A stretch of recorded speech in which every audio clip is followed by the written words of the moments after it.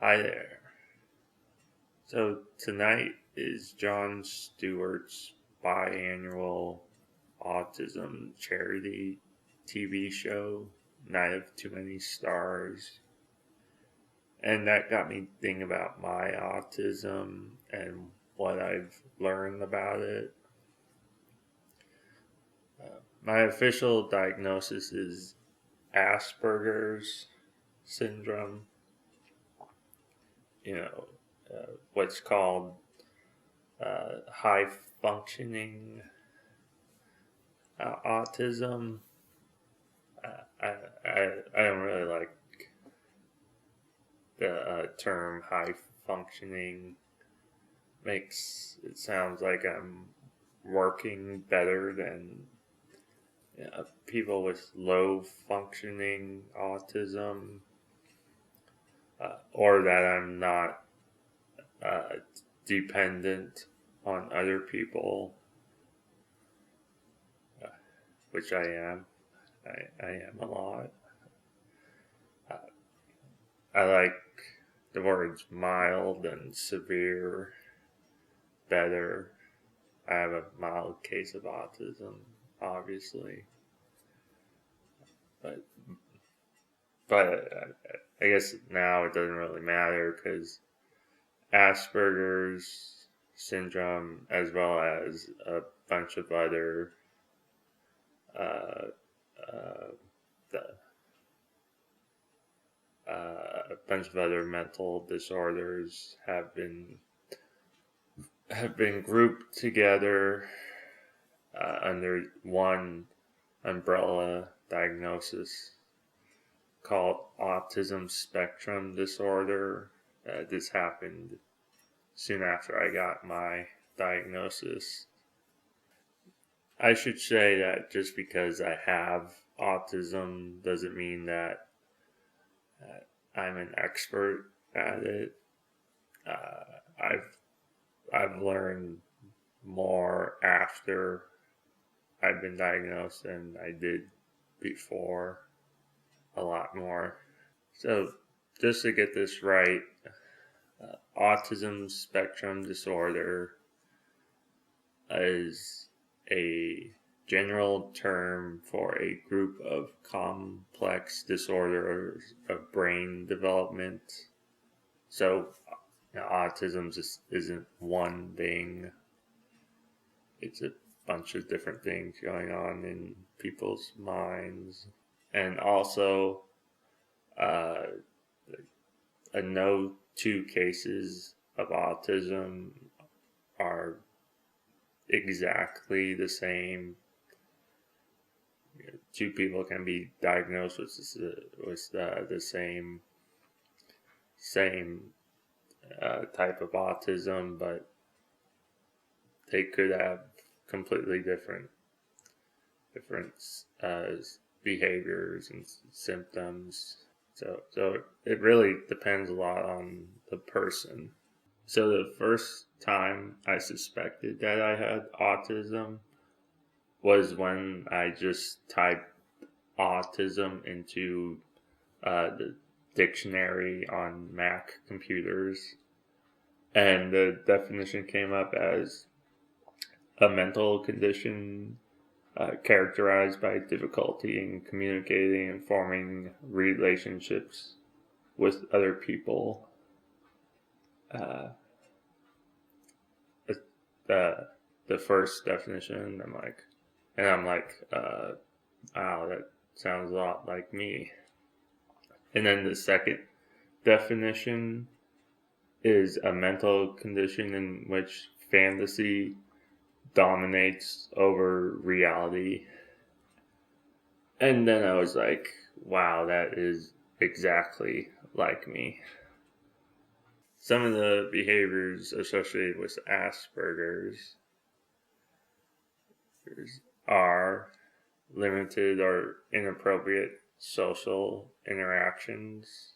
Yeah, I would say I have very limited social interactions. Inappropriate. I would say I know what's inappropriate and I don't do it. But I'm just trying to figure out what would be the best thing to do, and and what I should say or do. One-sided conversations.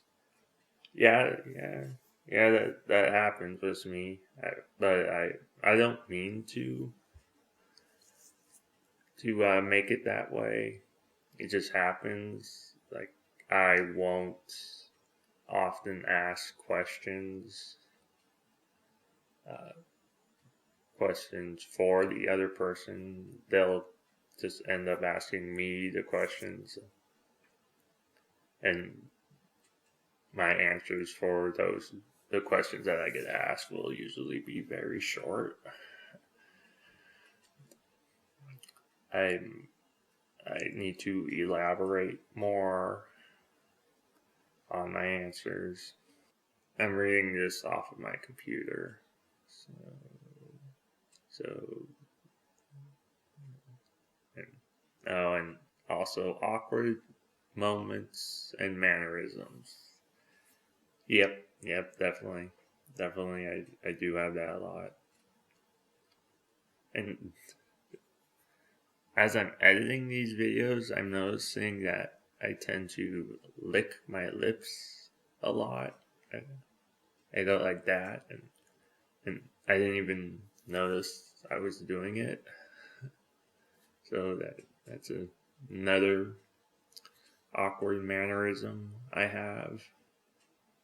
And then we have robotic or repetitive speech. Yeah. You can probably tell just by watching these videos. I'm a slow talker, and part of the reason is because I'm trying to get my thoughts out of my head. I know what I want to say, but I'm just trying to find the words to express myself.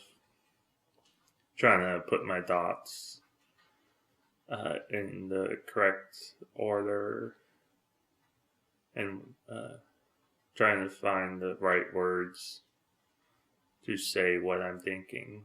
And I also have some speech difficulties,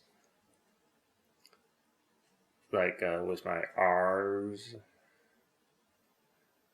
I, I sometimes have trouble saying words that have that start with R or have a R sound in them, and also words that have TH in them. I did get help in school with that, but even today, it can be difficult for me, especially the word three, like number three. I I hate saying that word just because I have such a hard time with it. So I'll try to avoid saying it. Like, I'll say third, which is also kind of hard for me. And lack of eye contact during conversation. Yeah, yeah. Even now, I'm having trouble staring at the camera for very long, and all my life I have had trouble with eye contact, as you can see now.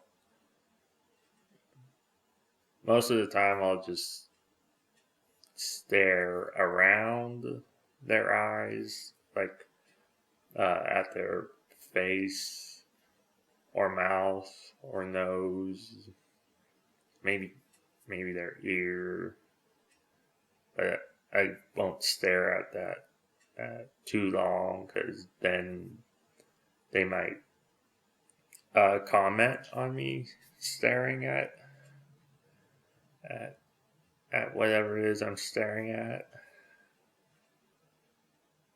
So I won't stare too long. I'll keep my eyes moving. Let's see. Challenges with nonverbal communications, gestures, facial expressions, etc. Uh-huh. Yeah, I have trouble with the more subtle gestures and facial expressions. I don't always pick up on those, just as I either won't see them or I don't understand them. Yeah, I have a hard time showing emotions, period, whether in my facial expression or in my voice. And the volume of my voice doesn't often change. I I don't scream or yell at all, really. Only in rare situations. Well, one communication autistic people usually have difficulty with are figures of speech. They'll take them literally. For me, I can understand figures of speech, but I don't get them.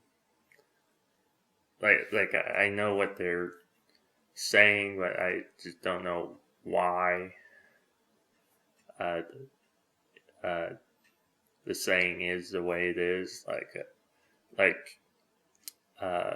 It's raining cats. It's raining cats and dogs. I get that it's raining really hard outside. I don't know why you use cats and dogs. What do cats and dogs have to do with rain? Should be like it's raining buckets outside or something like that. And another one, have your cake and eat it too. The only thing you can do with a cake is eat it. If you can't eat it, what are you supposed to do with it? I know they're trying to say like a person is trying to have it both ways and they can't, but there's got to be a better way to say that in a figure of speech. Like, I don't know, like, person is trying to buy a gift and keep it too. That makes more sense than eating cake. Sarcasm is another big thing. Autistic people don't understand. I can understand it, but it has to be really obvious. Otherwise, I'll be wait, is that sarcasm? Because it could be real. I can't believe no one's ever proposed to you. Okay, so that sounded really sincere. Like, you really can't believe it, which is probably how you really feel. You're like, wow, you're beautiful, you're so successful, you're so sweet and funny, and you have a great body. But what I want you to do is act like I'm not all of those things. Wow, I can't believe no one's proposed to you yet. Excellent. That was great. High five. That was great. Like, for example, when I first heard Stephen Colbert, I thought he was a right-wing wacko. I didn't realize he was playing a character. One Christmas, one of my aunts gave me his book, this book right here. This one. She gave it to me for Christmas, and all throughout reading it, I was like, okay, that's a joke. That makes sense, but it doesn't. And that is a good argument for the other side of the conversation, not Stephen Colbert's. So it wasn't until I think I heard someone say in a TV interview, or I saw Stephen Colbert out of character in a TV interview say that he's just playing a character. Then I was actually able to fully enjoy his comedy, which I actually really like. He's a really good comedian. He's really funny. So is Jon Stewart. One other thing, was his title, I am America, and so can you. I do not get that. I don't get it at all. Shouldn't it be, I am America, and you can be too? I don't get it. Speaking of books, the first book I read after I was diagnosed was Temple Grandin's Thinking in Pictures book. And that is exactly what I do. I think in pictures and in video. In her book, which was written some time ago, she writes that her mind is like a VHS tape, and it's playing on TV, but you can't stop it, and it's like on a loop, just keeps going and going, and that does happen to me sometimes. I'll just get something in my head and I can't stop thinking about it. I'll try to, but it won't stop until it comes to an end. Like sometimes when I'm trying to go to sleep, I'll have something in my head and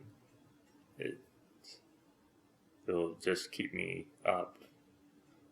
I can't stop thinking about it. My mind just won't stop so I can go to sleep.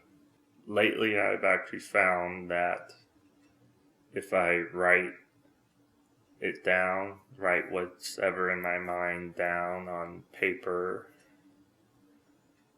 then I actually stop thinking about it and sometimes forget about it. So writing down what's ever on my mind helps me. It's funny, now that I've learned the behaviors and the symptoms of autism, I suspect that some of my friends from school were also autistic, and even a parent of my friend, I think they had autism or they have autism. And, as I said in my past video, I was very quiet as a child. extremely quiet, and then sometimes I would be told stories about something that happened when I was there. Like, I was at the event and someone is telling me what happened, and they just, forgot or didn't realize I was there. So, and also, this weird thing has happened lately where people think I was somewhere where I wasn't. Like, not too long ago, I ran into someone I went to school with, and she thought that I was in orchestra, and I never was. I not an orchestra or band, and she seemed so sure that I was that I was an orchestra. She was an orchestra. I know that, but I never was. So I don't know. People just don't seem to know exactly where I am throughout life, which